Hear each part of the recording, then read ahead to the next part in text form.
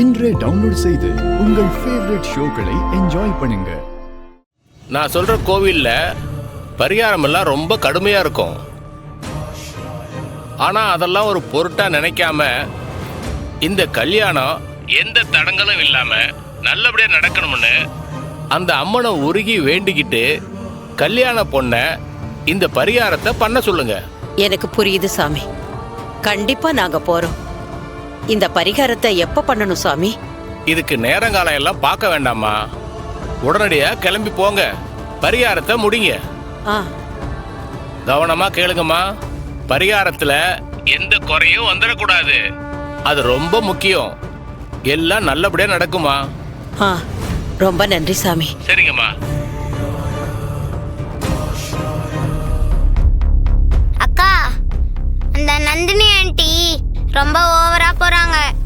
ஆதித்யா, என்ன பேசுற நீ? என்ன இருந்தாலும் அவங்க வயசுல பெரியவங்க. அவங்க தான் வயசுக்கு தகுந்த மாதிரி நடந்துக்க மாட்டாங்கன்னா அதுக்காக நாமளும் அவங்கள மாதிரி நடந்துக்க முடியுமா? அப்படிலாம் பேசக்கூடாது ஆதித்யா. அம்மா நம்மளுக்கு அப்படித்தானே சொல்லி கொடுத்துருக்காங்க, மறந்துட்டியா? சாரிக்கா, இனிமேல் அப்படி பேச மாட்டேன். நம்ம அவங்க சொன்ன வேலையெல்லாம் செய்ய மாட்டேன்னு சொல்லியிருந்தா தேவையில்லாம பிரச்சனை பண்ணியிருப்பாங்க ஆதித்யா. அதனாலதான் நான் உன்னை அமைதியா இருக்க சொன்னேன். புரியுதுக்கா. பசங்களா,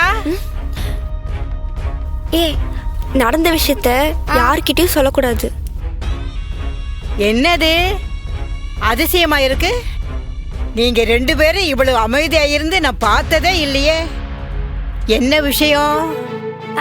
அதெல்லாம் ஒண்ணும் இல்ல பாட்டி. ஒண்ணு இல்லைன்னா சரிதான். அது சரி, நீங்க 2 பேரும் சாப்பிட்டீங்களா?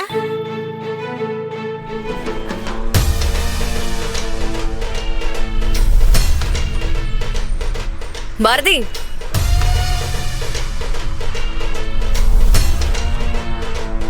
எவ்வளவு பெரிய தடங்கள் வந்தாலும் அதை சரி பண்றதுக்கு தான் கோவில் பரிகாரம் எல்லாமே இருக்கு. உண்மையை சொல்லணும்னா ஆதி கல்யாணம் பண்ணிக்க நான் என்ன வேணாலும் பண்ணுவேன். அத நான் சொல்லி நீ தெரிஞ்சுக்க வேண்டிய அவசியம் இல்லைன்னு எனக்கு தெரியும். தப்பா சொல்ற மித்ரா.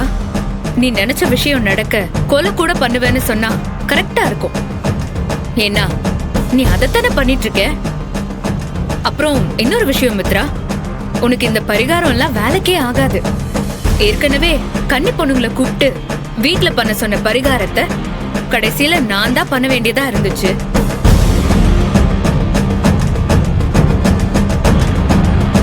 இன்னைக்கு நீ என்ன பண்ண போறியோ அந்த கடவுளுக்கு தான் வெளிச்சம்.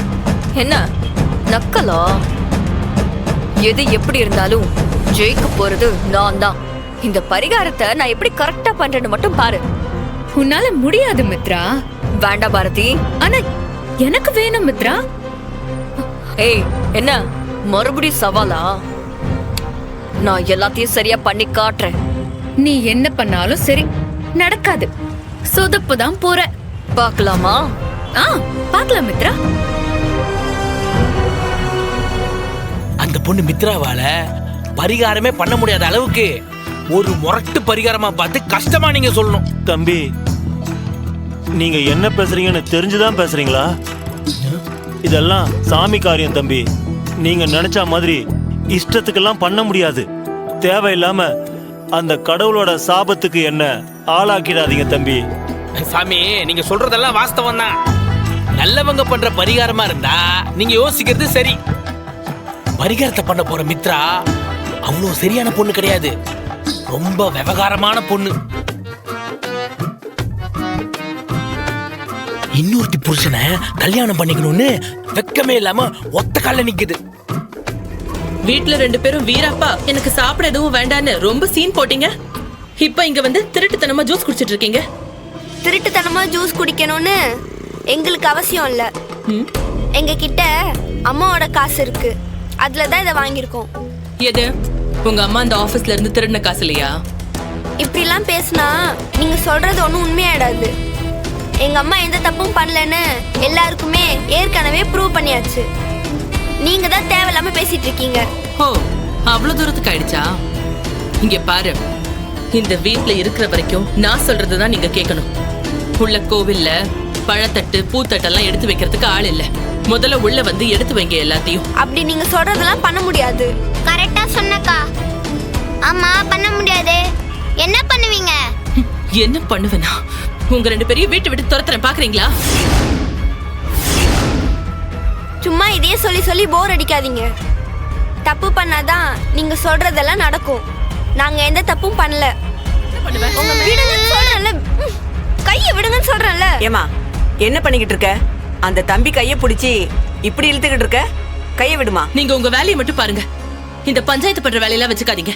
விடுங்க அவன் கைய. என்ன விடுங்க, என்ன விடுங்க. வாக்கா.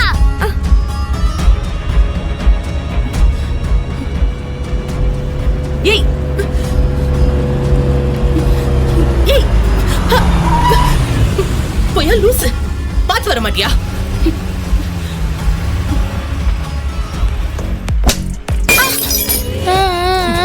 அம்மா அம்மா. நான் கூப்பிடுறேன், ஒரு நிமிஷம். அம்மா. அச்சோ பாப்பா, அச்சோ அழாத பாப்பா. சாரி பாப்பா, சாரி பாப்பா, சாரி, தெரியாம அடிச்சிட்டேன். அச்சோ அழாத பாப்பா. அடிச்சிட்டாங்க. Please பாப்பா, தெரியாம தான் அடிச்சேன். சாரி பாப்பா. வாங்கம்மா. சாரி. ஏய், எதுக்குமா என் குழந்தை அடிச்ச? ஐயோ மேடம், சாரி மேடம். நான் வேற குழந்தை நினைச்சு தெரியாம அடிச்சிட்டேன். என்ன சொன்ன? வேற குழந்தை நினைச்சு அடிச்சியா? அடுத்தவங்க குழந்தை அடிக்கிறது மட்டும் சரின்னு நினைச்சியா?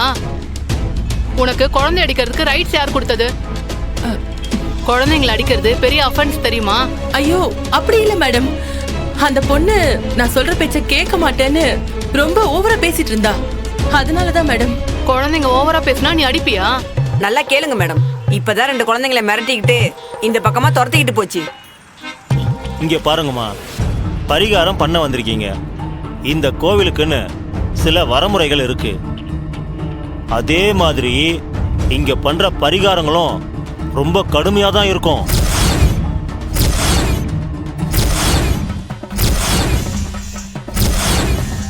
அதெல்லாம் மனசு கோணாம அந்த அம்மனை நினைச்சுக்கிட்டு பரிகாரத்தை எந்த குறையும் இல்லாம செய்யணும். அப்பதான் இந்த கல்யாணத்துல இருக்கிற தடை விலகும். சும்மா ஏனோ தானோன்னு செய்யற மாதிரி இருந்தா நீங்க இந்த பரிகாரமே பண்ண வேண்டாம்.